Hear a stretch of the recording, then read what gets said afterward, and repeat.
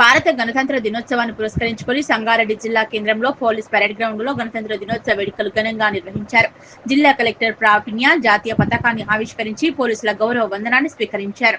ఈ సందర్భంగా జిల్లా కలెక్టర్ జిల్లాలో వివిధ శాఖల ద్వారా అమలవుతున్న సంక్షేమ అభివృద్ధి కార్యక్రమాలు, సాధించిన ప్రగతి వివరాలను సంక్షిప్తంగా వివరించారు.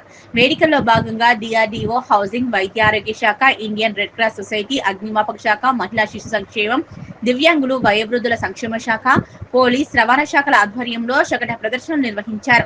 స్వతంత్ర సమరయోధులను ఘనంగా సన్మానించారు. వివిధ పాఠశాలల విద్యార్థులు సాంస్కృతిక నృత్య ప్రదర్శనలతో ప్రేక్షకులను అలరించారు. ఉత్తమ సేవలు అందించిన అధికారులు, ఉద్యోగులకు జిల్లా collector Praveenya, TGIAC chairperson Nirmala Jayaprakash Reddy ప్రశంసా పత్రాలు అందజేశారు. పర్యావరణ పరిరక్షణకు కృషి చేస్తున్న 6 పాఠశాలలకు ప్రశంసా పత్రాలు ప్రదానం చేశారు. ఉత్తమ శకటాలుగా ఎంపికైన డిడబ్ల్యూఓ, డిఆర్డీఓ, జిల్లా రవాణా శాఖ, పోలీస్ శాఖలకు జ్ఞాపికలు, సర్టిఫికెట్లను అందజేశారు.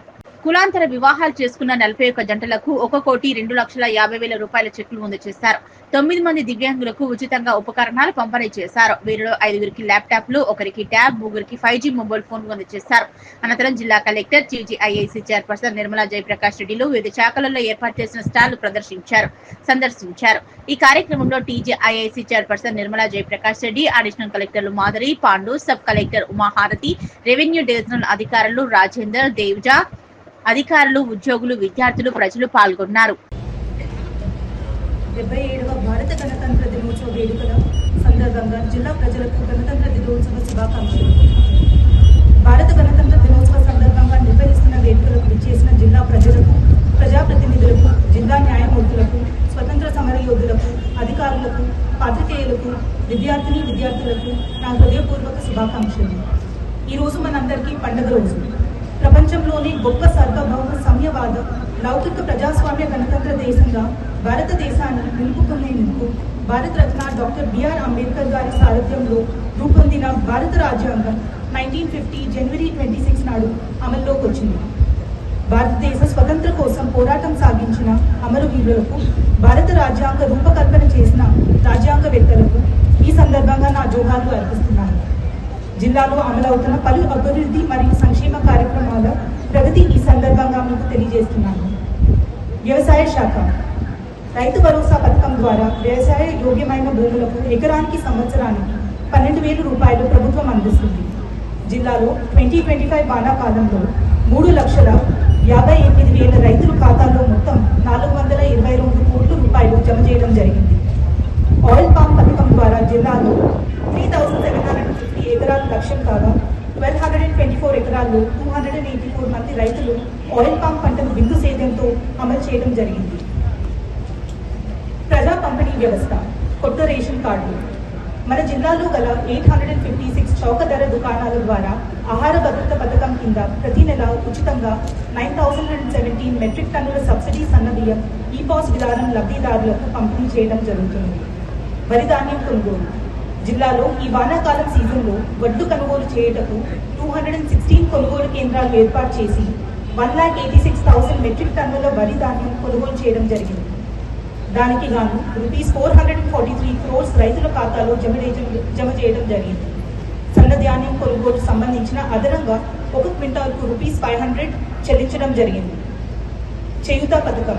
జిల్లాలో అర్హులైన నిరుపేదలైన వృద్ధులకు, వికలాంగులకు, చేనేత కార్మికులకు, కల్లు గీత కార్మికులకు, బీడీ కార్మికులకు, ఒంటరి మహిళ మరియు ఫైలేరియా లబ్ధిదారులకు మొత్తం 1,54,000 పెన్షనర్స్కి ప్రతి నెల ₹35 crores ఇవ్వడం జరుగుతుంది. ఇంద్రమ్మ ఇల్లు. జిల్లాలో 14,723 లబ్ధిదారులకు ఇంద్రమ్మ ఇల్లు మంజూరు చేయగా ఆల్మోస్ట్ 1,818 ఇల్లు పూర్తి స్థాయిలో కట్టడం జరిగింది మరియు 6,300 వివిధ దశల్లో కలవు.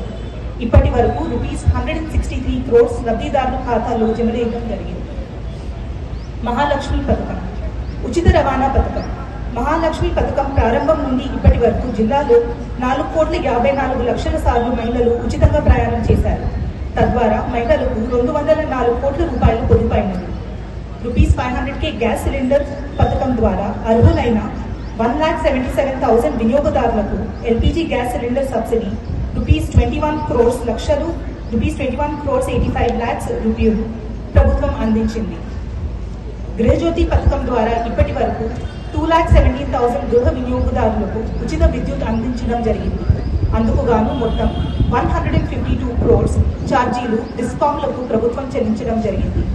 మహిళా శక్తి బ్యాంకు రుణాలు 2025-26 ఆర్థిక సంవత్సరంకు 8,202 స్వయం సహాయక సంఘాలకు ₹771 crores బ్యాంకు లింకేజ్ ద్వారా రుణం మంజూరు చేయనుంది.